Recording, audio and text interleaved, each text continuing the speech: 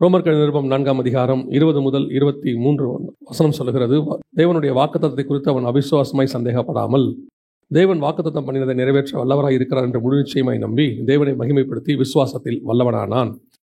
அது அவனுக்கு நீதியாய் எண்ணப்பட்டது. அவனுக்காக மாத்திரமல்ல, நமக்காகவும் எழுதப்பட்டிருக்கிறது. அதனால கர்த்தர் நமக்கு வாக்குத்தத்தம் பண்ணியிருக்கிறார். வாக்குத்தத்தம் என்பது உண்மை. வாக்குத்தத்தம் தான் நம்மளை வாழ வைக்கிறது. பல நேரங்களிலே சில சூழ்நிலைகள் கடந்து வரும்போது அந்த வசனம் நமக்கு கொடுக்கப்படுகிற வார்த்தை நம்மை பலப்படுத்துகிறது. அதை பிடித்து கொண்டு ஓடுவதற்கு நமக்கு அது உதவி செய்கிறது. ஒரு பிடிப்புமே இருக்காது. எப்படி செய்யலாம், என்ன பண்ணலாம் அப்படின்னு ஒன்றுமே தெரியாது. அந்த நேரத்தில் கர்த்தர் கொடுக்குற ஒரு வார்த்தை நமக்கு ஒரு ஹோப், ஒரு விசுவாசத்தை உண்டாக்கும். அது தொடர்ந்து நமக்கு ஓடுவதற்கு அதுதான் பயன்படுகிறது. அல்லேலூயா. எந்த வாக்குத்தத்தமாக இருக்கட்டும், அது இப்போ பண்ணதாக இருக்கட்டும், முன்னாடி பண்ணதாக இருக்கட்டும், அல்லது நீங்கள் ஆண்டவரை ஏற்றுக்கொண்ட போது பண்ணதாக இருக்கட்டும், அல்லது எந்த ஒரு சூழ்நிலையிலே உங்களுக்கு தேவன் வாக்குத்தத்தம் பண்ணதாக இருக்கட்டும், அந்த வாக்குத்தத்தத்தை குறித்து தான் நாம் இன்னைக்கு பார்க்க போகிறோம். அது உங்களுக்கு பண்ணதை வச்சுக்கோங்க, அந்த வாக்குத்தத்தத்தை நீங்கள் வச்சுக்கோங்க. அது அடிப்படையில் தான் நாம் இன்னைக்கு பார்க்க போகிறோம். வசனம் சொல்லுது, தேவனுடைய வாக்குத்தத்தத்தை குறித்து அவன் அவிசுவாசமாக இராமல். எந்த வாக்குத்தத்தத்தை குறித்து, ஆபிரகாமை குறித்து பார்க்கும்பொழுது உங்கள் வசனம் கீழே சொல்லுது, ஆகையால் அது அவனுக்கு நீதியாக எண்ணப்பட்டது. இது எதை குறித்து, எந்த இடத்துல இது வருது அப்படின்னு பார்த்தீங்கன்னா, ஆதியாகமத்தின் புஸ்தகம் 15ஆம் அதிகாரம் 5வது வசனத்தை வாசிங்க. அவர் அவனை வெளியே அழைத்து, நீ வானத்தை அண்ணாந்து பார், நட்சத்திரங்களை எண்ண உன்னாலே கூடுமானால் அவைகளை எண்ணு என்று சொல்லி, பின்பு அவனை நோக்கி, உன் சந்ததி இவ்வண்ணமாயிருக்கும் என்றார். அப்போ எந்த இடத்த பற்றி இந்த வசனம் சொல்லுது அப்படின்னு கேட்டீங்கன்னு சொன்னால், நீங்கள் ரோமர் 4 வாசிச்சிங்களே, அது எதை குறித்து சொல்லப்பட்டிருக்கு அப்படின்னா, ஆதியாகமத்தின் புஸ்தகம் 15ஆம் அதிகாரத்தில் சொல்லப்பட்டதான விஷயத்தை தான் அங்கே அவர் சொல்லுகிறார். அவன் வாக்குத்தத்தத்தை குறித்து அவிசுவாசமாய் இராமல் அப்படின்னு வசனம் சொல்லிட்டு, அது அவனுக்கு நீதியாக எண்ணப்பட்டது. எங்கே இந்த நீதியாக எண்ணப்பட்டதுங்கிறது வருதுன்னா, ஆதியாகமம் 15:5 வருது. அந்த 15:5 நீங்கள் வாசிக்க ஆரம்பிக்கும் போது வசனம் சொல்லுது, அவர் அவனை வெளியே அழைத்து வானத்தை அண்ணாந்து பார், நட்சத்திரங்களை எண்ணக்கூடுமானால் அவைகளை எண்ணு என்று சொல்லி. இப்போ வானத்தை அண்ணாந்து பார்த்தா நட்சத்திரம் எண்ண முடியுமானா, இன்னைக்கும் நம்ம சொல்லிடுவோம் எண்ண முடியாது. இன்னைக்கும் நம்ம என்ன செய்ய முடியாது, எண்ண முடியாது. கர்த்தரோட ஐக்கியமாக இருக்கிற ஒரு மனுஷன், கர்த்தரை பற்றி நல்லா தெரிஞ்ச ஒரு மனுஷன், அவனை வெளியே அழைத்து வானத்தை அண்ணாந்து பாரு அப்படின்னு சொன்னோன்னு பார்க்குறான், நட்சத்திரத்தை எண்ண முடியுமா, முடியாது. இந்த மாதிரி ஒன்று மாத்திரேன்னு சொன்னால், இப்போ இந்த இடத்துல அவன் விசுவாசித்தான் என்பதுக்கு முதலாவது ஒரு சுவாரஸ்யம் இருக்குது. என்ன அப்படின்னு கேட்டிங்கன்னா, அதில் வாசிங்க 12வது வசனத்தை வாசிங்க. சூரியன் அஸ்தமிக்கும் போது அப்படின்னா என்ன அர்த்தம்? இதுக்கு முன்னாடி கர்த்தர் ஆபிரகாம்கிட்ட பேசினது எல்லாமே பகல்ல. 5வது வசனத்திலிருந்து கர்த்தர் அவனை நோக்கி, நான் இந்த தேசத்தை அவனுக்கு தருவேன் எப்படி நான் கேட்ட உடனே 9ஆம் வசனத்தில் 3 வயது கிடாரி, 3 வயது வெள்ளாட்டு, 3 வயது ஆட்டுக்கடா, ஒரு காட்டுப்புறா, ஒரு புறா குஞ்சு இடத்துல கொண்டு வா. இது சாதாரண விஷயம் இல்லை. ஏன்னு சொன்னால், உடனே அவன் எல்லாத்தையும் அந்த இடத்துல வச்சுக்கிட்டு உட்காந்துடல, உடனே கொண்டு போய் கொடுக்கறதுக்கு. ஒவ்வொன்றையும் பார்த்து பிடிக்கணும். 3 வயசாக இருக்கணும், 3 வயது வெள்ளாடு, 3 வயது ஆட்டுக்கடா, இது எல்லாத்தையும் வயசு பார்த்து பிடிக்கணும். எல்லாத்தையும் கொண்டு வரான். கொண்டு வந்து அவைகளை வெட்டி துண்டு துண்டாக்கி பலிபீடத்து மேல் வச்சு எல்லாம் பண்ணும்போது சூரியன் அஸ்தமிக்குது. அப்படின்னா என்ன அர்த்தம்? ஆபிரகாம்கிட்ட கர்த்தர் வெளியே அழைத்து வானத்தை அண்ணாந்து பார்னு சொன்னது பகல்ல. ஆண்டவர் சொன்னது எப்போ? பட்ட பகல்ல. இப்போ சொல்றாரு, வானத்தை அண்ணாந்து பார், நட்சத்திரங்களை எண்ண முடியுமானா, இப்போ நட்சத்திரத்தை எண்ண முடியாதுங்கிறது ரெண்டாவது, நட்சத்திரமே தெரியாது என்பதுதான் ஃபர்ஸ்ட். அவன் கண்ணுக்கு முன்னாடி என்ன தெரியாது? நட்சத்திரம் தெரியாது. விசுவாச பிரமாணம் என்றால் என்ன? நம்பப்பொருள் மேல் உறுதியும் காணப்படாத மேல் நிச்சயம். இப்போ வேறத்தை வெளியே வா அண்ணாந்து பார்னு சொல்லும் போது அவன் கண்களுக்கு நட்சத்திரமே தெரியாது. ஆனால் அவனுக்கு ஒரு விசுவாசம் உண்டு, அங்கே நட்சத்திரம் இருக்கிறது. நான் நம்புறேன். நம்பப்பொருள் மேல் உறுதி, காணப்படாத மேல் நிச்சயம். இதுக்கு ரெண்டாவது பாயிண்ட் தான், இந்த மாதிரி உன் சந்ததி மாறும். இப்போ அவனுடைய விசுவாசம் எங்க ஆரம்பிக்குதுன்னு கேட்டீங்கன்னா, நட்சத்திரத்தை என் கண்கள் பார்க்கவில்லை, ஆனால் அங்கே இருக்கிறது என்பது எனக்கு தெரியும். அதே மாதிரி தான் கர்த்தர் கொடுத்த வாக்குத்தத்தத்தை நான் இன்னும் சுதந்திரிக்கவில்லை, ஆனால் அது நடக்கும் என்பது எனக்கு தெரியும். இதுதான் விசுவாசத்தினுடைய ஆரம்பம். கர்த்தர் உங்களுக்கு கொடுத்திருக்கிறதான எந்த வாக்குத்தத்தமாக இருக்கட்டும், அதனுடைய முதல் படி என்ன? இப்போ வசனம் சொல்லுது, ரோமர் 4:20 வாசிங்க பார்ப்போம். தேவனுடைய வாக்குத்தத்தத்தை குறித்து அவன் அவிசுவாசமாய் சந்தேகப்படாமல். அவனுக்கு அவிசுவாசமே வரல. எது குறித்து? உன் சந்ததி வானத்து நட்சத்திரத்தை போல இருக்கும் அப்படின்னதுக்கு வசனம் சொல்லுது, அவனுடைய சரீரம் செத்து போனதையும் சாரோடைய கர்ப்பம் செத்து போனதையும் அவன் எண்ணாதிருந்தான். இதை பற்றிலாம் எனக்கு ஒரு கவலை கிடையாதுங்க. அது என்ன வேணா ஆக்கிட்டு போட்டோம். ஆனால் எனக்கு ஒன்று தெரியும், வாக்குத்தத்தம் பண்ணினவர் உண்மை உள்ளவர். அவர் சொன்னது நடக்கும். இப்போ என் கண்கள் பார்க்கலங்கிறது ஒரு விஷயம். நட்சத்திரத்தை என் கண்கள் என்ன செய்யல, பார்க்கல. ஆனால் இருக்கு, நான் விசுவாசிக்கிறேன். இது ஃபர்ஸ்ட் பாயிண்ட். எனக்கு வாக்குத்தத்தத்தை கர்த்தர் பண்ணினாருன்னா எனக்கு அதுக்கான எந்த ஒரு விஷயமும் எனக்கு தெரியணும்னு அவசியமே இல்லை. இதெல்லாம் நடக்குமா அப்படின்னு விஷயம் இல்லை. ஆனால் இப்போ ஒரு உதாரணத்துக்கு நான் சொல்கிறேன். அவன் நட்சத்திரத்தை பார்க்கல, ஆனால் அதுக்கு முன்னாடி ஒரு தடவை பார்த்துருப்பான்ல. அதுக்கு முன்னாடி முந்தின நாள் நைட்லையோ அதுக்கு முந்தின நாள் எப்பயோ பார்த்துருப்பான். இப்போ அவன் மைண்டுக்கு தெரியும் கண்டிப்பாக என்ன இருக்குது, நட்சத்திரம் இருக்கு. ஸோ நான் விசுவாசிக்கிறேன். அதே மாதிரி தான் உங்களுக்கு வாக்குத்தத்தம் பண்ணின ஒரு விஷயம் எதுவானா இருக்கட்டும், அது வேலையிலேயா இருக்கட்டும், குடும்பத்திலேயா இருக்கட்டும், அல்லது குழந்தை விஷயத்திலேயாக இருக்கட்டும், எந்த ஒரு காரியமாக இருக்கட்டும், அந்த வாக்குத்தத்தத்துக்கு முன்னாடி உங்களுக்கு சொன்னார்ல, அப்படி ஒரு சம்பவம் வேதத்தில் இருக்கும். நான் சொல்லுங்க புரியுதா? அப்படி ஒரு சம்பவம் எங்க இருக்கும்? வேதத்தில் இருக்கும். அது உங்களுக்கு நம்பணும், நீங்க விசுவாசிக்கணும். அவன் நட்சத்திரத்தை முன்னாடி பார்த்தான், இப்போ பார்க்கல. அவனுக்கு தெரியும் நட்சத்திரம் இருக்கு, ஏன்னா ஏற்கனவே நான் பார்த்துருக்கிறேன். ஸோ அந்த நட்சத்திரத்தை சொன்னவர் எனக்கு சொல்லியிருக்கிறார். அதே மாதிரி தான் ஏற்கனவே ஒரு சாராளுக்கு கர்ப்பத்தை தந்தவர், அல்லது எலிசபெத்துக்கு குழந்தை கொடுத்தவர், ரெபேக்காளுக்கு கொடுத்தவர், எனக்கும் கொடுக்க வல்லமை உள்ளவராக இருக்கிறார். அன்னைக்கு எகிப்திலே வழியை திறந்து ஆசீர்வதித்தவர் எனக்கு இன்னைக்கும் வழியை திறந்து ஆசீர்வதிக்க வல்லமை உள்ளவராக இருக்கிறார். இன்னைக்கு நான் அதை பார்க்கல, ஆனா ஏற்கனவே நடந்தது எனக்கு தெரியும். இதுதான் விசுவாசத்தினுடைய அடிப்படை. அவன் சொல்றான், நான் இது வரைக்கும் பார்க்கல, ஆனா என்னால நம்ப முடியும், சொன்னது கர்த்தர் கண்டிப்பாக செய்வார். அதே தேவன் தான் உங்களுக்கும் எனக்கும் வாக்கு பண்ணி இருக்கிறார். இதுல ரெண்டாவது பாயிண்ட் என்ன ரொம்ப முக்கியம்னா, பார்க்குற விஷயம் நெகட்டிவா இருக்கும். பார்க்குற விஷயம் எப்படி இருக்குது? நெகட்டிவா இருக்குது. என்ன நெகட்டிவா இருக்குது? சாராளின் கர்ப்பம் செத்து போச்சு, என் சரீரமும் செத்து போச்சு, இதுக்கு மேல பிறக்க வழியே இல்லை. நான் ஒரு விஷயத்தை பார்க்கல, ஏற்கனவே நடந்திருக்கு, விசுவாசிக்கிறேன், அது ஓகே. ஆனா இப்போ நான் வாய்ப்பே இல்லாத ஆளு, நடக்கவே நடக்காது, இப்படி ஒரு சான்ஸே இல்லை. ஆனால் வசனம் சொல்லுது, அவன் அவிசுவாசமாய் இராமல், வாக்குத்தத்தை குறித்து என்னவா இல்லையாமா? அவிசுவாசமாய் இராமல் வாக்குத்தத்தம் பண்ணினதை நிறைவேற்ற வல்லவராய் இருக்கிறார். முடியுமா? அதுதான் விசுவாசம். கர்த்தர் உங்களுக்கும் எனக்கும் சொன்னதை நிறைவேற்றுறதுக்கு எல்லாமே பாசிட்டிவா இருக்கும், எல்லாமே கண்ணுக்கு முன்னாடி கரெக்டா இருக்கும்னு சொல்லவே முடியாது. எத்தனையோ காரியங்கள் நெகட்டிவாக இருக்கும். ஆண்டவர் சொன்னதுக்கு ஆப்போசிட்டாக இருக்கும். இதை செய்கிறேன் பாரு, ஆனால் அதுக்கு ஆப்போசிட்டா ஒரு சம்பவம் நடக்கும். இதை ஒன்று தருவேன் பாரு, அதுக்கு ஆப்போசிட்டா இருக்கும். ஆனால் அதை குறித்து அவிசுவாசமாக இராமல் எதை விசுவாசிக்கணும் தெரியுமா? அவர் சொன்னார் இல்ல, அதை நான் விசுவாசிக்கிறேன். அவ்வளவுதான். சூழ்நிலை இப்படி இருக்குதுங்க, இருந்துட்டு போட்டோம். உங்களை குறித்து, உங்கள் வாழ்க்கையை குறித்து கர்த்தர் என்ன வாக்கு பண்ணி இருக்கிறாரோ அது மட்டும்தான் நடக்கும். அதுக்கு ஆப்போசிட்டா உலகம் என்ன வேணாலும் சொல்லட்டும்.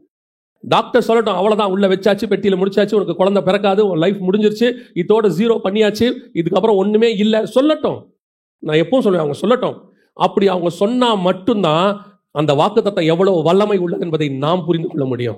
சரீரம் சாகாம ஆபிரகாமுக்கு குழந்தை பிறந்திருந்தா அது நார்மல் குழந்தை.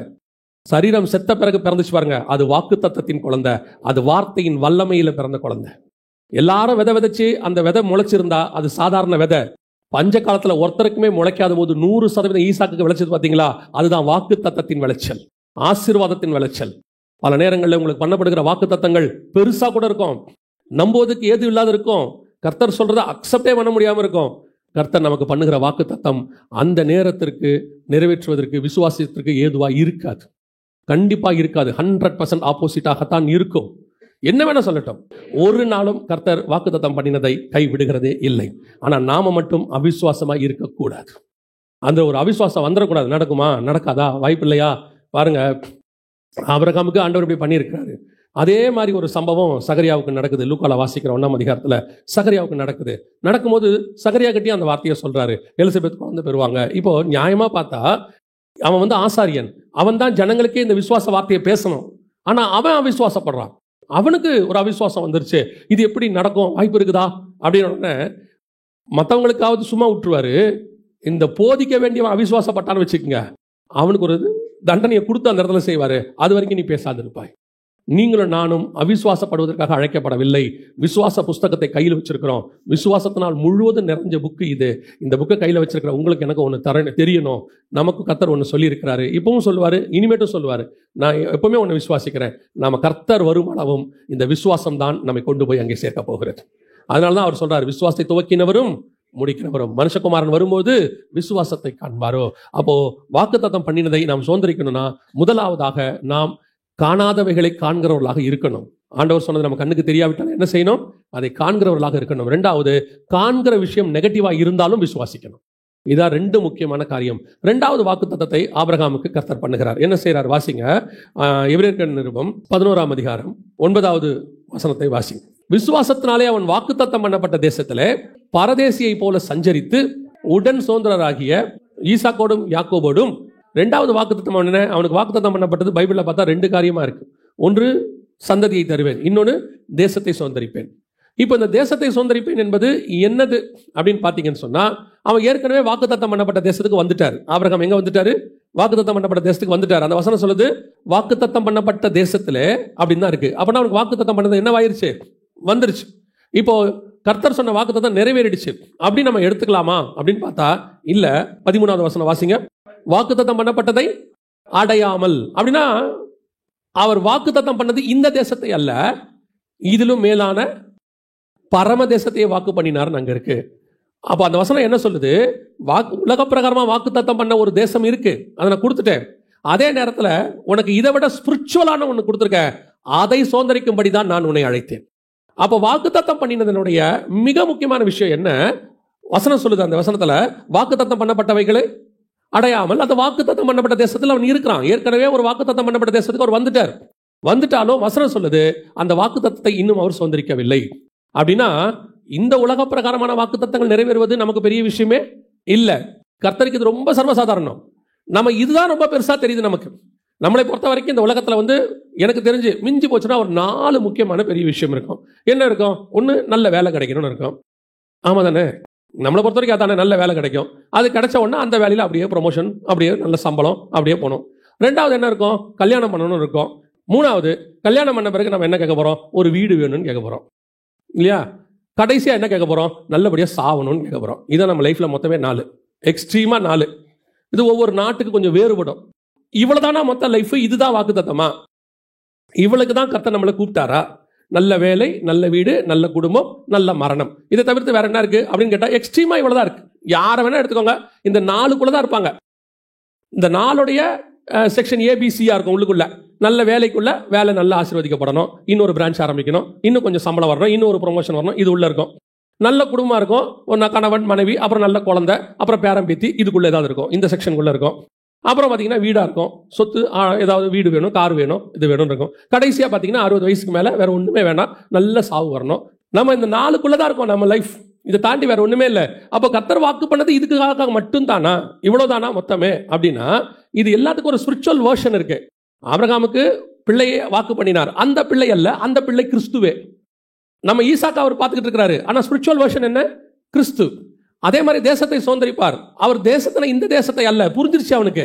கானானுக்கு வந்துட்டாரு, வாக்குத்தத்தம் பண்ணப்பட்ட தேசத்துக்கு வந்துட்டாரு. அங்க அவர் சொல்றாரு அதை அல்ல, அதிலும் மேன்மையான பரமதேசம், அதுக்கு தான் அவர் காத்திருந்தார். அப்படின்னா வாக்குத்தத்தம் பண்ணா முதல்ல அந்த வாக்குத்தத்தை சுதந்திரிக்கிறதுக்கு நம்ம என்ன செய்யணுமா? காத்திருக்கிறவர்களா இருக்கணும். அது உலக பிரகாரமாக சரி, ஸ்பிரிச்சுவலும் சரி. கர்த்தர் உங்களுக்கு ஒரு வாக்கு பண்றாரா, அந்த வாக்கு தத்தத்துக்கு யூ மஸ்ட் வெயிட். ஒரு டைம் ஃபேக்டர் இருக்கு. அதுக்கு என்ன இருக்குது? ஒரு குறிப்பிட்ட காலகட்டம் இருக்கு. அந்த காலகட்டத்தில் தான் அது நிறைவேறும்.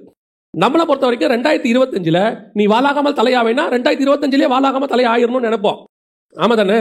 ஏன்னா 2025 வாக்குத்தத்தம் நம்ம நினைச்சுக்கிறோம். இல்ல, கர்த்தர் ஒன்று வாக்கு பண்ணினால் அது நடப்பதற்கு ஒரு நேரம் இருக்கு, ஒரு காலகட்டம் வச்சிருக்கிறார். நிறைவேற்றுகிற வரைக்கும் அவர் தூங்க மாட்டார். நிறைவேற்ற என்ன செய்ய மாட்டார்? அந்த ரூத்து போவா சம்பத்தில் ஒரு வார்த்தை சொல்லுவாங்க இல்லையா? அந்த மனுஷன் தான் சொன்னதை செய்ய மட்டும் என்ன செய்ய மாட்டான்? இளைப்பாறவே மாட்டான். அவ்வளவுதான்.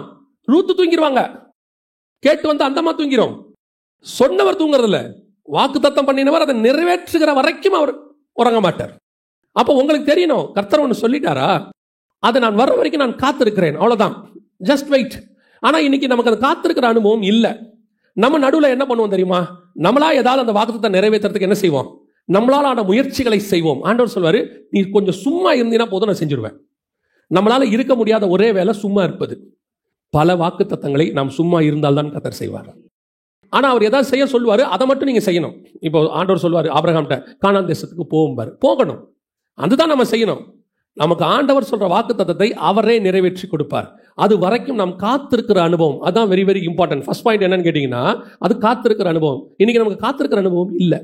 நிறைய நேரத்தில் நாம் அதை மிஸ் பண்ணிடுறோம், அல்லது அவசரப்பட்டு ஏதாவது செஞ்சிடறோம். இப்போ என்ன ஆகும்? நீங்க அவசரப்பட்டு செஞ்சிட்டீங்கன்னா கர்த்தர் அந்த வாக்குத்தத்தை நிறைவேற்றுவார். நீங்க அவசரப்பட்டு செஞ்சதுனால அதுக்கான ஒரு டிஸ்டன்ஸ், அதுக்கான டைம் ஆயிடும். திருப்பி அதை சரி பண்ணி தான் கர்த்தர் செய்வார். இப்போ கானான கர்த்தர் வாக்கு பண்ணிட்டார் இஸ்ரவேலுக்கு. 3 நாள்ல போக வேண்டிய இடம் தான் அது, வாக்கு பண்ணிட்டார். இவங்க போய் கானானை சுத்தி பார்த்து பிரச்சனை பண்ணிட்டாங்க. ஆண்டவர் வந்து சுத்தி பார்க்க சொல்லல, இவங்க தான் சுத்தி பார்க்க போனாங்க, பிரச்சனை ஆகி போச்சு. இப்ப கர்த்தர் சொல்றாரு 40 வருஷம் சுத்தி வாங்க. இப்ப கர்த்தர் எதுக்கு சுத்த சொன்னாரு? வாக்கு பண்ணப்பட்ட தேசத்தை அவங்க கொண்டு போய் சேர்ப்பதுக்கு தான். அந்த வாக்குத்தத்தம் தேசத்தை வாக்கு பண்ணினதை நிறைவேற்றுறதுக்கு தான், கன்ஃபார்மா செய்ய தான் போறாரு. ஆனால் இவங்க பண்ண வேலையால 40 வருஷம் டைம் ஆகி போச்சு. அதே மாதிரி தான் பல இடங்கள்ல கர்த்தர் நமக்கு வாக்கு பண்ணியிருப்பார். அதை அவர் நிறைவேற்றுகிற வரைக்கும் நான் காத்திருக்கணும். நம்ம நடுவுல நமக்கு அறிதான மூளையை ரொம்ப யூஸ் பண்ணுவோம்.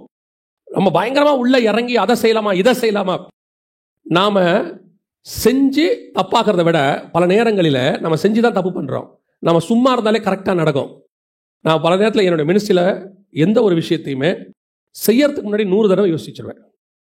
2-3 தடவை கூட ஆண்டவர்கிட்ட கேட்பேன். அதை பற்றி நான் கவலைப்படவே மாட்டேன். எனக்கு ஆண்டவர் சொல்லி கொடுத்துருக்கிறார். நீ கன்ஃபார்ம் எத்தனை வேணால் பண்ணிக்கோ. பனி பெய்யுமா, தோல் மேலே மட்டும் பெய்யக்கூடாது, அப்புறம் தோல் மேலே மட்டும் பெய்யணும், என்ன வேணால் அடையாளம் கேட்டுக்கோ. ஆனால் ஆரம்பித்த பிறகு நிறுத்த மாட்டோம், கன்ஃபார்ம் ஆயிடுச்சுன்னா. ஆனால் ஆரம்பிக்கிறதுக்கு முன்னாடி நீங்கள் பல தடவை யோசிச்சுக்கணும். சில நேரத்தில் நாம் அதை செய்ய மாட்டேங்கிறோம். அந்த டைம் எடுத்து யோசிச்சுக்கலாம், கர்த்தர் தான் கொடுக்குறாரா, ஒரு தடவை கன்ஃபார்ம் பண்ணிப்போம், அதெல்லாம் கிடையாது. பல நேரங்களில் யோசிக்காம ஆண்டவர் சொல்றார், உனக்கு ஏற்ற நேரம் வரும், ஏற்ற காரியங்கள் நடக்கும், நான் செய்கிறேன், நீ பொறுமையாயிரு. அர்ஜென்ட் என்ன அர்ஜென்ட்? ஏன் இப்படி கொடுக்கறதுக்கு முன்னாடி யோசிக்கிறது இல்லை? கர்த்தர் உயர்த்துறேன்னு சொன்னாரா, உயர்த்துவார், வரட்டும். அவருக்கு தெரியாதா எப்போ என்ன செய்யணும் அப்படின்னு சொல்லி அவன் அந்த வாக்குத்தத்தம் பண்ணப்பட்ட தேசத்துக்கு காத்திருந்தான். ஃபர்ஸ்ட் காத்திருக்கிற அனுபவம். 2வது வாசிங்க, 11ஆம் அதிகாரம் 13வது வசனத்தை திருப்பி வாசிங்க. வாக்குத்தத்தம் பண்ணப்பட்டவைகளை அடையாமல் தூரத்திலே அவைகளை கண்டு, நல்லா கவனிங்க. 2வது வாக்குத்தத்தம் பண்றதுல மிக முக்கியமான விஷயம், தூரத்தில் தெரியும், ஆனால் சில நேரத்தில் அடைய முடியாது. தெரியும், அப்படி நம்ம கண்ணுக்கு முன்னாடி கொஞ்சம் தெரியும். நாம என்ன செய்யக்கூடாது, பல நேரத்தில் அதை அடையாமல் தூரத்தில் மட்டும்தான் தெரியும். இப்போ ஒரு 3 பேருக்கு ஒரு டிஃபரன்ஸ் எனக்கு ஆண்டவர் சொல்லி கொடுத்தார். ஆபிரகாமுக்கு பிள்ளைய கொடுப்பேன்னு சொன்னார், வயசு 100. ஆனால் சாகும்போது பேரனை பார்த்துட்டு தான் செத்தார். அவர் சாகும்போது 175 வயசு. அவருக்கு 100 வயசுல ஈசாக்கு கல்யாணம் ஆகும்போது 40 வயசு. ஈசாக்குக்கு ஏசாவும் யாக்கோவும் பிறக்கும் போது 60 வயசு. பார்த்தீங்கன்னா ஒரு யாக்கோபோட ஒரு 15 வருஷம் அவர் வாழ்ந்துட்டார். ஆனால் குழந்தை பிறக்க வழியே இல்லை, ஒரு பிள்ளை கூட பார்க்க வாய்ப்பு இல்லைன்ற சிச்சுவேஷனில் இருந்தவர் பேர பிள்ளையை பார்க்குற வரைக்கும் நடந்துருச்சு. ஆனால் ஈசாக்கு நீதிமான். ஆனால் பார்த்தீங்கன்னா தாம் பசங்களையே அவரால் பார்க்க முடியல, 2 பேருமே அவரால் என்ன செய்யல, பார்க்க முடியல. அதுக்கப்புறம் பேர பிள்ளைகள்லாம் அவர் பார்க்கவே இல்லை, அவர் கண்கள் எதையுமே பார்க்கல. இது 2வது. 3வது, இதுதான் ரொம்ப முக்கியம். அவனை போல ஒருத்தன் பூமியில இல்லவே இல்லையாமா, மோசே மாதிரி ஆண்டவரோட முகமுகமாக தரிசிச்சவனா. ஆனால் இவன் அதை சோந்தரிக்கவும் இல்லை, அதை சோந்தரிக்காம இருக்கவும் இல்லை. 2த்துக்கு நடுவில் பிஸ்காவின் கொடுமுடியில ஏறு, அவைகளை காண்பாய், சோந்தரிக்க மாட்டாய். இந்த 3 வகையான ஆசீர்வாதம் இருக்கு. அதுல ஒண்ணு என்னன்னா, தூரத்தில் அவைகளை கண்டு, தூரத்தில் பார்க்க முடியும். அந்த ஆசீர்வாதம் தெரியும் ஒரு இடத்துல, அது வரைக்கும் நீங்க காத்திருக்கணும். அது வரைக்கும் அடையாமல் இருக்கும், வராத மாதிரி இருக்கும், டைம் ஆகும். காத்திருக்கிற நேரத்தில் நீங்க காத்திருக்கிற அந்த காலகட்டத்தில் ஒரு நாள் தூரத்தில் அது தெரியும். 1 ராஜாக்களின் புஸ்தகம் 18ஆம் அதிகாரம் 41வது வசன வாசி. பின்பு எலியா ஆகாபை நோக்கி, நீ இப்போ போஜனமானம் பண்ணும். எலியாவுக்கு என்ன கேட்டுருச்சு? பெருமழையின் இரைச்சல் கேட்டுருச்சு. 3 வருஷம் கழிச்சு பெரிய மழை பெய்கிற சவுண்ட் ஒன்று கேட்குது. அவர் சொல்றாரு, பெருமழையின் இரைச்சல் கேட்டது, ஆனா இன்னும் அவர் கண்கள் அதை காணவில்லை. கர்த்தர் வாக்கு பண்ணிட்டார், 3 வருஷம் கழிச்சு பனியும் மழையும் பெய்யும் சொல்லிட்டார். இப்போ அவருக்கு கேட்கவும் தொடங்கிருச்சு. ஜோம் பண்றாரு, முழங்கால் படிக்கிட்டு அவர் முகம் குப்புற விழுந்து ஜோம் பண்றாரு, காதுல கேட்டுருச்சு. ஆனா 43வது வசனம், தன் ஊழியக்காரனை நோக்கி, நீ போய் சமுத்திர முகமாய் பார் என்றான். அவன் போய் பார்த்து, ஒன்றுமில்லை என்றான். நீ இன்னும் 7 தரம் போய் பார் என்றான். இப்ப இவருக்கு கேட்டுருச்சு, கான்பிடென்டா ப்ராஃபஸியும் சொல்லிட்டார். ஆகா, நீங்க போங்க, மழை வருது, சீக்கிரம் போங்க, பெருமழை இரைச்சல் கேட்குது சொல்லிட்டு வேலைக்காரங்கிட்ட சொல்றாரு, நீ போய் பாரு, என்ன நடக்குது போய் பாரு அப்படின்னா அவன் சொல்றான், ஒன்றும் இல்லை, அப்படியே தான் இருக்கு. இதுதான் நம்முடைய அடுத்த ஸ்டேஜ், செகண்ட் ஸ்டேஜ். தூரத்தில் கண்டுன்றதுல அந்த ஸ்டேஜுக்கு முன்னாடி இடம் இதுதான். கர்த்தர் வாக்கு பண்ணாரு, அதை நமக்கு கான்ஃபிடென்ட்டா தெரியுது. அது தீர்க்கதரிசி வழியா சொல்லியிருப்பாரு, சொப்பன வழியா சொல்லியிருப்பாரு, வசனத்துல பேசியிருப்பாரு, உங்களுக்கு தெளிவா தெரியும். கர்த்தர் சொல்லிட்டார்.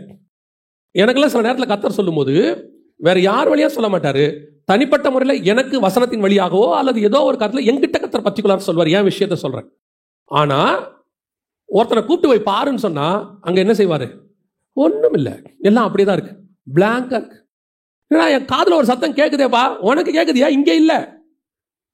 இந்த சிச்சுவேஷன் ஒன்று வரும். 2வது, எல்லாம் ஓகே, ஸ்பிரிச்சுவலி நல்லா இருப்போம், ஸ்ட்ராங்கா இருப்போம். வாக்கு தத்த ஆண்டவர் சொல்றாரு, நீங்க சர்ச்சை முடிச்சுட்டு போகும்போது பர்டிகுலரா உங்களுக்கு தான் சொல்லியிருப்பாரு. உங்களுக்குள்ள ஆவியில ஒரு பலன் வந்திருக்கும், எல்லாம் கரெக்ட், மாற்று கருத்தே இல்லை, கர்த்தர் சொன்னதுதான். ஆனால் வெளியே போனா ஒன்றும் இருக்காது, அப்படியே ஜீரோவா இருக்கும். இப்ப நமக்கு இன்னும் சந்தேகம் வரும், என்னையா அது, ஆண்டவர் சொன்னாரு, சத்தம் கேட்குது, ஒன்னுத்தையுமே காணுமே. இப்ப எலியாவை சொல்றாரு, அடுத்து நீ இன்னும் 7 தரம் போய் பார் என்றான். 7ஆம் தரம் இவன், இதோ சமுத்திரத்திலிருந்து ஒரு மனுஷனுடைய உள்ளங்கை அத்தனை சிறிய மேகம் எழும்புகிறது என்றான். இப்ப பாருங்க, சொன்னது கர்த்தர், பார்க்க சொன்ன போது கிடைக்கல, இன்னும் 7 தரம் போய் பாரு. 7வது தடவை இப்பவும் பெருமழை இல்லை, இப்பவும் பெரிய காரியம் நடக்கல. ஆனா ஒண்ணு நடக்குது, உள்ளங்கை அளவு மேகம் ஒன்று வருது. இந்த மாதிரியும் வாக்குத்தத்தத்தை கர்த்தர் நிறைவேற்ற வல்லமை உள்ளவராக இருக்கிறார். முதல்ல உள்ள நிறைவேற்ற மெத்தட் வேற, இது செகண்ட் மெத்தட். இது என்ன தெரியுமா? நீங்க வாக்குத்தத்தத்தை கண்டிப்பா சுதந்திருப்பீங்க. கர்த்தர் சொல்லிட்டாரு, காது கேட்டுச்சு, ஆனா கண்ணு பார்க்காது. கண்ணு பார்க்காது, நடக்காதுன்னு நம்ம நினைச்சிட்டு இருப்போம். சின்ன விஷயம் ஒன்று நடக்கும், ஒரு சின்ன விஷயம். அந்த ஒரு சின்ன விஷயம் போதும் கர்த்தர் சொன்ன பெரிய வாக்குத்தத்தத்தை நிறைவேற்றுவதற்கு. அதான் ரொம்ப முக்கியம். அதைத்தான் விசுவாசிக்கணும். இப்போ கையளவு மேகம் ஒன்று, உள்ளங்கை அளவு மேகம்னா யார் நம்புவா? யோசிச்சு பாருங்க. இப்போ நமக்கெல்லாம் மேகம் திரண்டு வந்து இருட்டிக்கிட்டு இருக்க, நல்லா மழை பெய்ய நினைச்சு நீங்க இருக்கிற துணியை மொத்தத்தையும் கொண்டு வந்து வீட்டுக்குள்ள போட்டுருவீங்க. போட்டு வெளியே போனா வெயில் அடிக்கும். ஆனா எலியா சொல்றாரு, உள்ளங்கை மேகம் தான் தெரியுது, வந்துருச்சுரா மழைன்ட்டு. பல நேரத்தில் கர்த்தர் சொல்லக்கூடிய பெரிய வாக்குத்தத்தத்துக்கு சின்ன காரியத்தை கொண்டு கர்த்தர் செய்ய வல்லமை உள்ளவராக இருக்கிறார். எனக்கு ஆண்டவர் சொல்லி கொடுத்தது எப்பவுமே ஒன்று தான், ஒரே ஒரு விஷயம்தான். எவ்வளோ பெரிய வீடாக இருக்கட்டும், சாவி சின்னது தான். எந்த பெரிய அரண்மனையாக கூட இருக்கட்டும், அதுக்கு கதவு போட்டு சாவி போட்டால் சாவி எப்படி இருக்கும்? பெரிய வீடுங்கிறதுனால சாவி வீட்டை விட பெருசாக இருக்கவே இருக்காது. அதே மாதிரி தான் பெரிய வாக்குத்தத்தமாக இருக்கும். அதை திறக்கிற ஆசீர்வாதத்தை திறக்கிறது ஒரு சின்ன விஷயமாக தான் இருக்கும். அந்த சின்ன விஷயத்துக்கு நம்ம வெயிட் பண்ணணும், அவ்வளோதான். கர்த்தர் எப்பவுமே கொஞ்சத்தில் உண்மையாக இருந்தால்தான் அநேகத்தில் அதிபதியாய் வைப்பார். சின்ன காரியம் நடக்கும்போது அந்த வாக்குத்தத்தத்தை நீங்கள் நம்பணும். நம்ம எப்பவுமே எப்படி திரும்ப யோசிப்போம், ஆண்டவர் பெரிய விஷயம் சொன்னார், இது நடந்துகிட்டு இருக்குது, அதில் சின்சியராக இருக்க மாட்டோம். சின்ன விஷயத்தில் எவ்வளோ உண்மையாக இருக்கிறோம். நம்மக்கிட்ட ஆண்டவர் ஒரு காரியத்தை கொடுக்குறாருன்னா, அந்த கொடுக்குற காரியத்தை யாருக்காக நீங்கள் பண்ணுறீங்கன்றது ரொம்ப முக்கியம். அவர் பார்க்கல, இவர் பார்க்கல, அவருக்கு தெரியாது, இவரை நம்ம ஏமாத்திடலாம், நீங்கள் ஏமாத்திடலாம், உங்களுடைய மேலே இருக்கிறவரை நீங்கள் ஏமாத்திடலாம், அவருக்கு தெரியாமல். சில ஆட்கள்லாம் பார்த்தீங்கன்னா ஆள் வந்தவுடனே வேலை செய்வான். அவனை மாதிரி பரபரப்பாக வேலை செய்யவே முடியாது. பார்த்துருக்கீங்களா? அவன் பார்க்கும்போது என்னமா வேலை செய்கிறான், சுற்றி இருக்கிறவன் அவனை அப்போ ஆச்சரியமாக பார்ப்பாங்க. இவன் சும்மா தானே இருந்தான் இவ்வளோ நேரம், திடீர்னு இறங்கி இப்படி வேலை செய்கிறானே, இவன் வந்து பாஸ்டருக்காக வேலை செய்கிறவன், ஆள் வந்தோடனே வேலை செய்கிறவன். ஒரு சிலர்லாம் இருப்பாங்க, யாருக்காகவும் செய்ய மாட்டாங்க, அதை கர்த்தருக்காக மட்டும் செய்வாங்க. அது செய்கிற சின்ன வேலையோ பெரிய வேலையோ அது வேற விஷயம். ஆனால் பரலோகம் அதை பார்த்து கொண்டே இருக்கும். எல்லாரும் வீட்டுக்கு போயிட்டாங்களாமா, யோசுவா மட்டும் வாசல்ல உட்காந்துருந்தானாமா. எல்லாரும் போயிட்டாங்களாமா, அவன் மட்டும் மலைக்கு மேலே மோசேக்கு பின்னாடியே போனானாமா. ஒரு நாள் வந்தது, கர்த்தர் யாரை செலக்ட் பண்ணாரு? யோசுவாவை தான் செலக்ட் பண்ணாரு. என்னடா குவாலிஃபிகேஷன்? யோசுவாவுக்கு மட்டும் என்ன ஸ்பெஷல்? அங்கே சொல்லவே மாட்டாரு. உன் ஸ்தானத்தில் யோசுவாவை அபிஷேகம் பண்ணுவார். என்ன காரணம்? வேற ஒன்றுமே கிடையாது. அவன் எந்த ஒரு காரியத்துக்காகவும் சரி தன்னுடைய சின்சியரிட்டி விட்டு கொடுத்ததே இல்லை. அவன் பெஸ்ட் டிசைபிள். எவன் நல்ல சீஷனாக இருக்கிறானோ அவன் தான் நல்ல லீடராக மாற முடியும். அந்த கொடுக்குற காரியம் தான், சின்ன விஷயம் தான், அது பெரிய விஷயமா கூட இருக்கட்டும். கொடுக்குற விஷயத்துல உண்மை, கொஞ்சம் உள்ளங்கை அளவு மேகம், அதை நீங்க விசுவாசிக்க தொடங்குங்க, அதை நம்புங்க, பெரிய மழை வரப்போதுன்னு சொல்லுங்க. வாக்கு தத்தத்தை அவர் நிறைவேற்ற வல்லமை உள்ளவராக இருக்கிறார். அல்லேலூயா. மூணாவது கடைசியாக 11:39 வாசிங்க. இவர்கள் எல்லாரும் விசுவாசத்தினாலே நற்சாட்சி பெற்றும் வாக்குத்தத்தம் பண்ணப்பட்டதை அடையாமற் போனார்கள். இதுவரைக்கும் ஒரு நம்பிக்கை இருந்துச்சு, கண்டிப்பா என்ன செய்யும், கிடைக்கும்னு ஒரு நம்பிக்கை இருந்துச்சு. அதுக்கு காத்திருந்த நியாயம். அதை தூரத்துல கண்டு நம்பி அணைச்சோம், அது கூட நியாயம். ஆனா வசனம் இப்ப சொல்லுது 11:39, இவர்கள் எல்லாரும் விசுவாசத்தினாலே நற்சாட்சி பெற்றும் வாக்குத்தத்தம் பண்ணப்பட்டதை அடையாமல் போயிட்டாங்க. இல்ல, ஆனா கர்த்தர் வாக்குத்தத்தம் பண்ணியது உண்மை. கன்ஃபார்மா வாக்கு பண்ணாரு, ஆனா என்ன செய்யலையா? அடையாமல் போனார்கள். திருப்பி அந்த 13 வாசிங்க. இவர்கள் எல்லாரும் வாக்குத்தத்தம் பண்ணப்பட்டவைகளை அடையாமல் தூரத்திலே அவைகளை கண்டு நம்பி அணைத்துக் கொண்டு பூமியின் மேல் தங்களை அந்நியரும் பரதேசிகளும் என்று அறிக்கையிட்டு விசுவாசத்தோடே மரித்தார்கள். வாக்குத்தத்தம் பண்ணப்பட்டதை அடையாமல் விசுவாசத்தோடு கூட மரித்தார்கள். சாகிற வரைக்கும் அந்த வாக்குத்தத்தம் நிறைவேறல. இதை ஒத்துக்க முடியுமா உங்களால? வாக்கு பண்ணார், உண்மை. அந்த வாக்குத்தத்தம் எதுக்குள்ள நிறைவேறணும்? நம்ம வச்சிருக்கிறோம் கணக்கு, சாகத்துக்குள்ள நடக்கணும். அதான கணக்கு, அதான வாக்குத்தத்தம். நம்ம நினைக்கிறது என்ன, எனக்கு ஒன்று வாக்கு பண்ணினார்னா சாகத்துக்குள்ள எனக்கு அது நடக்கணும். சிலர் நம்ம கிட்ட சொல்லும் போது சொல்லுவாங்க, கர்த்தர் சொன்னாருங்க ஆரம்பத்தில், ஆனால் என்னமோ எனக்கு அது நடக்கவே இல்லை அப்படின்னு சொல்லுவாங்க. ஆனால் வசனம் நேரடியாக இங்கே வசனம் சொல்லுது, வாக்குத்தத்தம் பண்ணப்பட்டதை அடையாமல் விசுவாசத்தோடு கூட மரித்தார்கள். இவர்கள் எல்லாரும் விசுவாசத்தினால் நற்சாட்சி பெற்றும் வாக்குத்தத்தம் பண்ணப்பட்டதை அடையாமல் போனார்கள். போயிட்டாங்க, முடிஞ்சிருச்சு. அப்படின்னா என்ன அர்த்தம்? அப்புறம் எதுக்கு இந்த வாக்குத்தத்தம்? இந்த வாக்குத்தத்தம் வச்சு என்ன செய்ய? அப்படின்னா என்ன அர்த்தம்? வாக்குத்தத்தம் பண்ணினார். சில வாக்குத்தத்தம் தான் இந்த பூமியில் நிறைவேறுவது, சில வாக்குத்தத்தம் பரலோகத்தில் நிறைவேறுவது. அப்போ பரலோகத்தில் நிறைவேறதுக்கு ஏங்க இங்க பண்றாரு அப்படின்னு கேட்குறீங்களா? யோசிச்சு பாருங்க. பூமியில கிடைக்கிறத இங்க கொடுக்கறது நியாயம், பரலோகத்தில் கிடைக்கிறத இங்கேயே நமக்கு சொல்றது எவ்வளவு பெரிய ஆசீர்வாதம். நான் சொல்றது உங்களுக்கு புரியுதா? இப்போ கானானுக்கு போய் அதை பார்க்கறதுங்கிறது ஒரு ஆசீர்வாதம். கானானுக்கு போறதுக்கு முன்னாடியே அங்க இருக்கிறத விசுவாசத்துல பார்க்கறதுங்கிறது ஒரு ஆசீர்வாதம். இப்போ மோசே சொல்றாரு உபாகமத்தின் புஸ்தகத்துல, நான் போய் அந்த நல்ல தேசத்தையும் அந்த நல்ல மலையையும் லீபனோனையும் பார்க்கும்படியாக. அப்ப நல்லா கவனிங்க, அந்த நல்ல மலைன்னு இருக்குல்ல, அது மோசே கர்த்தரை சந்திக்கிற மலை எங்க இருக்குது? இஸ்ரவேலுக்குள்ள இருக்கு. அந்த மலையை இப்பவே பார்க்கணும் ஒரு ஆசை இருக்குது. அது அந்த போறதுக்கு முன்னாடி இங்கவே. ஆனா வாக்குத்தத்தம் தான், நீ கர்த்தரை அதில் சந்திப்ப, நீ அவரும் பார்ப்பீங்க, எல்லாம் வாக்குத்தத்தம் தான். ஆனா வாழ்க்கையில் அது நடக்கல. அதே மாதிரிதான் பவுல் பரதீசிக்கு போகணும். போறதுக்கு முன்னாடி இங்கேயே போய் பார்த்துட்டாரு. இங்க இருக்கும்போது அதை என்ன பண்ணிட்டாரு? பார்த்துட்டாரு, வாக்கு பண்ணியாச்சு. அவர் சொல்றார், எனக்கு ஒன்று நியமிக்கப்பட்டிருக்கிறது, அதை நான் வாஞ்சையாய் தொடருகிறேன். இதே மாதிரிதான் பழைய ஏற்பாட்டில் அவங்களுக்கு வாக்குத்தத்தம் பண்ணப்பட்டது. என்ன வாக்குத்தத்தம் பண்ணப்பட்டது? அஸ்திவாரம் உள்ள நகரம் அவர்களுக்கு வாக்குத்தத்தம் பண்ணப்பட்டது. அவங்களுக்கு பிள்ளை கொடுத்தாரு, தேசத்தை கொடுத்தாரு. இதெல்லாத்தையும் தாண்டி வசனம் சொல்லுது, ஸ்பிரிச்சுவலி உன்னதமான ஒரு ஆசீர்வாதம் உனக்கு வச்சிருக்கிறேன்ப்பா. என்ன தெரியுமா? அந்த ஆசீர்வாதம் பூமியில் நிறைவேறுகிறது அல்ல, பரலோகத்தில் நிறைவேறுவது. அதை நீ காண்பாய். பூமியில் அதை சுதந்திரிக்க மாட்ட, அதை பரலோகத்தில் தான் சுதந்திரிக்க முடியும். ஜீவனுள்ள ஒரு தேசம், பரலோகத்துக்கு உன்னை கொண்டு போவேன், அஸ்திவாரம் உள்ள நகரங்களுக்கு கொண்டு போவேன். இது ஒரு வாக்குத்தத்தம் நமக்கு. நம்ம வாக்குத்தத்தனால என்ன நினைக்கிறோம்? இங்க நிறைவேறுது, பூமியில நடக்கிறது, இங்க நிறைவேறுது. ஆண்டவர் சொல்றாரு, இங்க நடக்கிறது இருக்கு, ஆனா அதையும் தாண்டி இன்னொன்னு இருக்கு, பரலோகத்தில் நிறைவேறுகிற ஒரு ஆசீர்வாதம் இருக்கு. இப்ப ஆபிரகாம் பார்த்து சொன்னாரு, அவர் எதுக்கு காத்திருந்தாரா? அந்த வசனம் என்ன சொல்லுது? இவர்கள் எல்லாரும் வாக்குத்தத்தம் பண்ணப்பட்டவைகளை அடையாமல் தூரத்திலே அவைகளைக் கண்டு நம்பி அணைத்துக் கொண்டு பூமியின் மேல் தங்களை அந்நியரும் பரதேசிகளும் என்று அறிக்கையிட்டு விசுவாசத்தோடே மரித்தார்கள். இவங்க எல்லாரும் ஒரு விசுவாசத்தோட மரிச்சிருக்கிறாங்க. என்ன விசுவாசம்? கர்த்தர் சொல்லிட்டாரு, எனக்கு கிடைச்சிரும், வாக்குத்தத்தம் பண்ணப்பட்ட தேசத்துக்கு நான் போக போறேன், அஸ்திவாரம் உள்ள நகரங்களுக்கு நான் போக போறேன், தூரத்தில் பார்த்துட்டேன். அதாவது பவுல் சொல்ற மாதிரி, எனக்கு ஒன்று நியமிக்கப்பட்டிருக்கிறது, பார்த்துட்டேன் விசுவாசத்தோட. அதுக்காக அவர் என்ன பண்றாரு? அந்நியரும் பரதேசியும். அந்நியர்னா யாரு? ஃபாரினர் மாதிரி இருக்கிறாராமா. எனக்கு இங்க ஒண்ணுமே இல்லைங்க. பரதேசினா என்ன? ஊரா சுத்துறவர், நாடோடி, அந்த மாதிரி இருக்கிறாராமா ஆபிரகாம். இத்தனைக்கும் செல்வ சீமான். ஆனா பூமியில இருக்கும்போது எப்படி இருக்கிறாராம்? அந்நியரும் பரதேசியுமா இருந்துகிட்டு எப்படியாவது அது கிடைக்கும். கடைசியில் அது கிடைக்கவே இல்லை. என்ன செய்யல? கிடைக்கவே இல்லை. கிடைக்காம செத்து போயிட்டாரு. இப்போ ஆபிரகாம் என்ன செய்யணும்? இன்னும் இப்படி ஆகி போச்சு, வாழ்க்கை வீணா போச்சு. சரி, ஆபிரகாம் தான் அப்படி. ஈசாக்கு என்ன பண்ணோம்? எங்க அப்பா தான் இப்படி சொல்லி திரிஞ்சாரு, அந்நியரும் பரதேசியமா இருந்துகிட்டு எங்களை ஒருன்னு அனுபவிக்க விடல.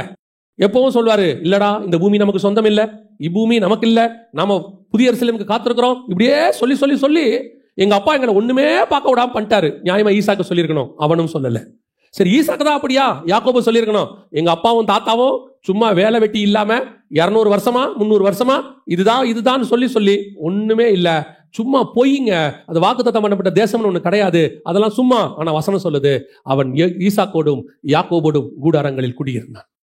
அவங்க விசுவாசத்தோடு கூட மரித்தார்கள். அவங்களுக்கு தெரியும், ஒருவேளை நான் இப்பொழுது சுதந்திரிக்கவில்லை, அதை என் ஆத்மா ஒரு நாள் சுதந்திரிக்கும்.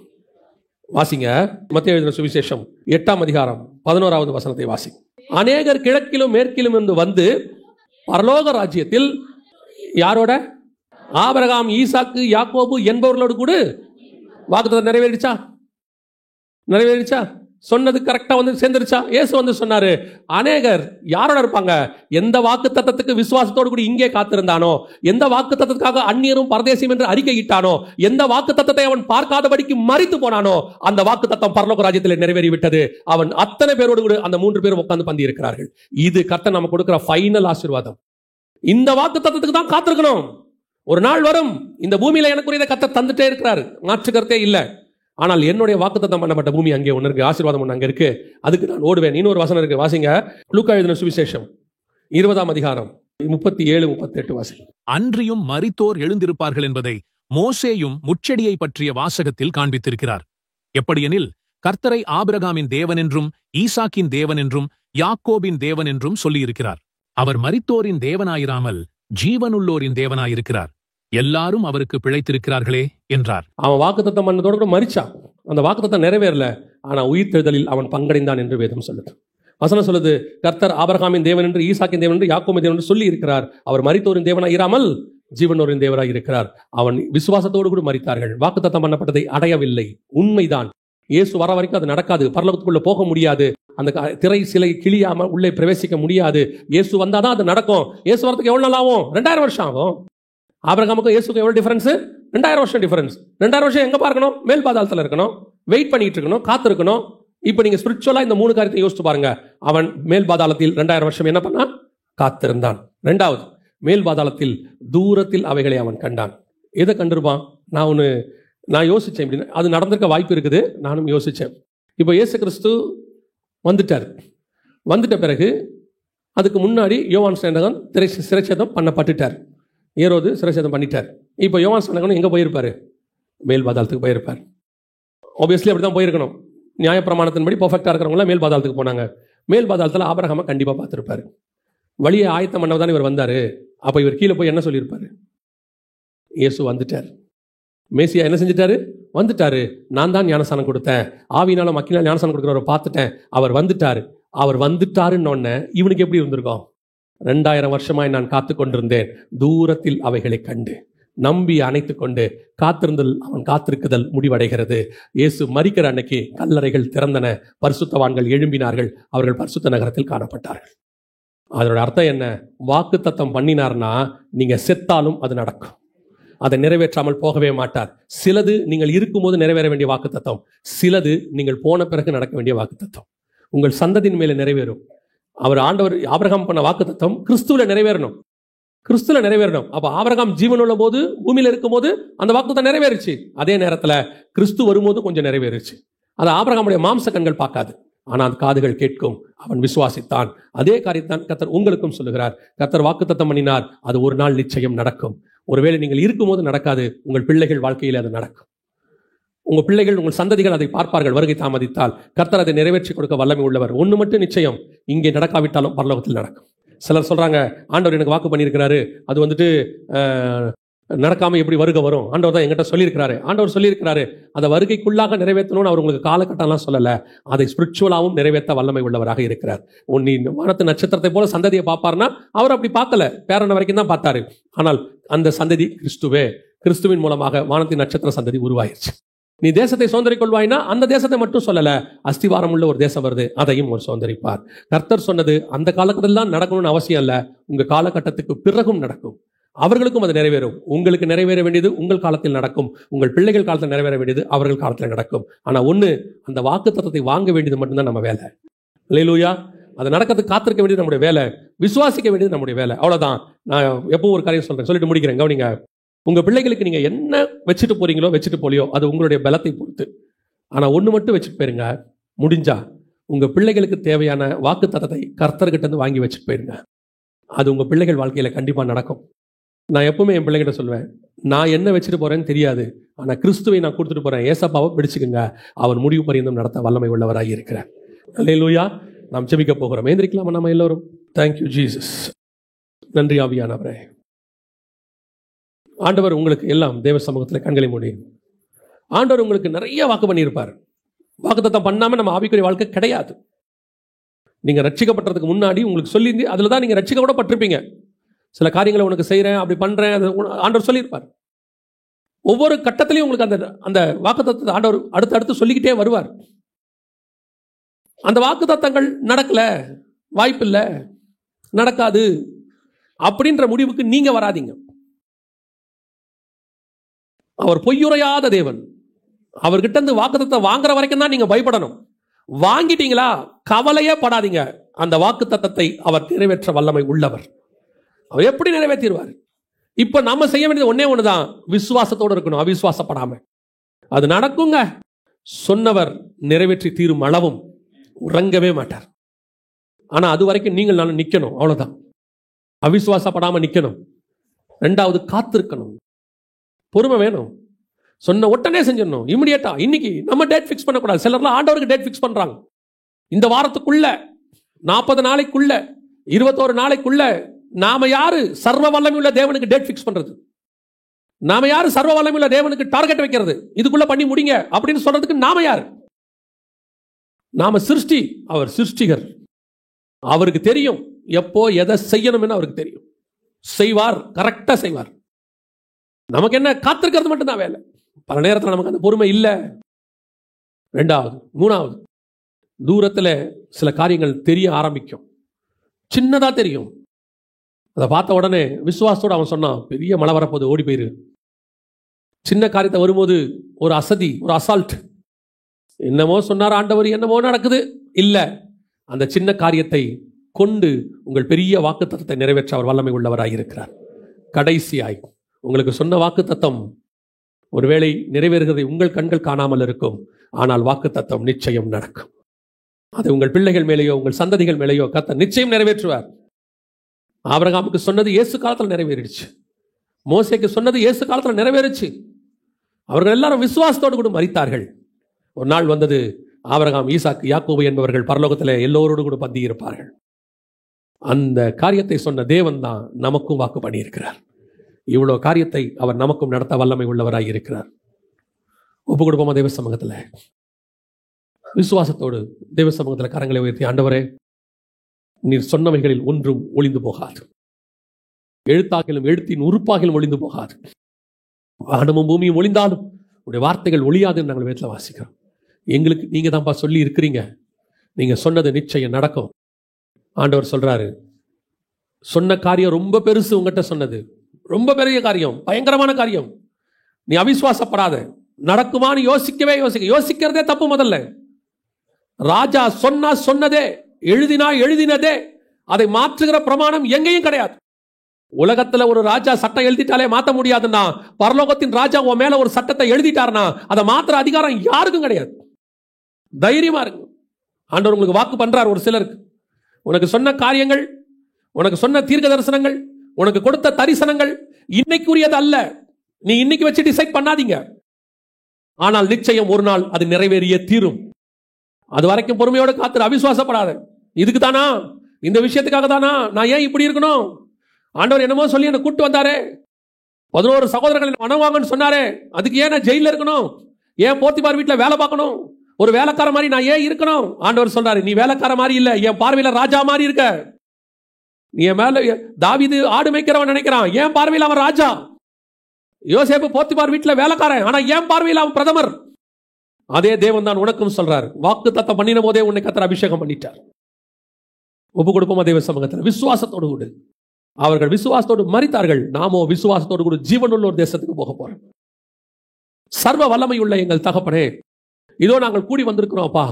போன வருஷத்துல நாங்கள் ஆரம்பிச்ச நாள்ல இருந்து எவ்வளவோ வாக்கு தத்தத்தை நீர் பண்ணி இருக்கிறீர்கள். அதில் ஒன்று கூட தவறி போக போவதில்லை என்று நாங்கள் விசுவாசிக்கிறோம். உங்க நாவல, உங்க வாயிலிருந்து ஒரு வார்த்தை பிறந்துட்டா போதும் ஆண்டவரே, எங்களுக்கு அதை பிடிச்சுக்கிட்டு நாங்கள் முடிவு பரியந்தம் ஓடிடுவோம்ப்பா. சொன்னது கர்த்தர், அவ்வளவுதான், எங்களுக்கு போதும் ஆண்டவரே. ஆண்டவரே, இங்க இருக்கிற ஒவ்வொருத்தருக்காக நாங்கள் செபிக்கிறோம். ஒவ்வொருத்தருக்கும் வாக்கு பண்ணி இருக்கிறீங்க, ஒவ்வொருத்தருக்கும் வசனத்தை கொடுத்திருக்கிறீங்க, தெரியப்படுத்தி இருக்கிறீங்க, வெளிப்பாடு கொடுத்திருக்கிறீங்க, தீர்க்க தரிசனம் கொடுத்திருக்கீங்க. அதுல எல்லாம் நிறைவேறட்டும் ஆண்டவரே. ஒன்று கூட தவறி போகாதபடிக்கு, இங்க ஜனங்கள் அதை அவிசுவாசத்துல இழந்து போகாதபடிக்கு, விசுவாசத்துல பலகீனமாய் மாறாதபடிக்கு, விசுவாசத்தோடு கூட சுதந்திரித்துக் கொள்ள கர்த்தர் கிருபை பாராட்டு. இந்த வருஷத்துல அவங்களுக்கு நடக்க வேண்டிய எல்லா ஆசீர்வாதங்களும் நடக்கட்டும் ஆண்டவரே. அவங்களுக்கு சொன்ன வாக்கு தத்தங்கள்லாம் நிறைவேறட்டும் ஆண்டவரே. இந்த வருஷத்துல எதெல்லாம் சுதந்திரிக்க வேண்டி இருக்கிறதோ அதை அவர்கள் சுதந்திரித்துக் கொள்ளட்டும். கர்த்தருடைய பலத்த கருத்துக்கள் ஒப்பு கொடுக்குறாப்பா. அவங்களுக்கு என்னென்ன காரியங்கள் சொன்னீங்களோ எல்லாத்தையும் நிறைவேற்றி கொடுத்துருங்கப்பா ஆண்டவரே. நெடுநாளாய் ஒரு சிலர் காத்திருக்கிறாங்க ஆண்டவரே. நீ சொன்ன வாக்குத்தத்தம் நிறைவேறாதபடி நெடுநாளா காத்திருக்கிறாங்க. இருதயத்துக்குள்ள ஒரு சோர்வு. ஆண்டவர் சொல்லி ரொம்ப நாள் ஆச்சு. ஆண்டவர் சொல்றாரு, கையளவு மேகம் தெரிய ஆரம்பிச்சிருச்சு உனக்கு, சீக்கிரத்துல அது பெருமழையா மாறும். அந்த பெருமழையா மாறத்துக்குள்ள அவிசுவாசப்பட்டு ஏஞ்சி போயிடாது. அது வரைக்கும் நீ நில்லு. உனக்கு சொன்ன வார்த்தை நிறைவேறும் என்று கர்த்தர் சொல்லுகிறார். ஒப்படைப்போமா கர்த்தர் கரத்துல? நீர் செய்ய போற தயவுக்காக நன்றி ஆண்டவரே. ஒரு சிலருக்கு ஆண்டவரே நித்திய ஆசீர்வாதம் பண்ணி இருக்கிறீர். அவர்கள் மரித்தாலும் அது நடக்கும், அவர்கள் பூமியை விட்டு கடந்து போனாலும் அது நடக்கும். நீர் அப்படி செய்ய போற தயவுக்காக நன்றி. பொறுப்பெடுத்துக் கொள்ளும், வழி நடத்துங்கப்பா. இந்த வருடம் முழுவதும் உடைய கிருபையுள்ள கரத்துல தாழ்த்துகிறோம். நன்றி ஆவியானவரே. எங்கள் சர்வ வல்லமை உள்ள தகப்பனே, இந்த அருமையான நாளுக்காக உமக்கு நன்றி. இந்த நாள் முழுவதும், இந்த வருஷம் முழுவதும் உடைய கரம் கூட இருக்கட்டும். ஆசீர்வதியும், வழி நடத்தும், பொறுப்பெடுத்துக் கொள்ளுங்கப்பா. இயேசு கிறிஸ்துவின் நாமத்தில் பிதாவே.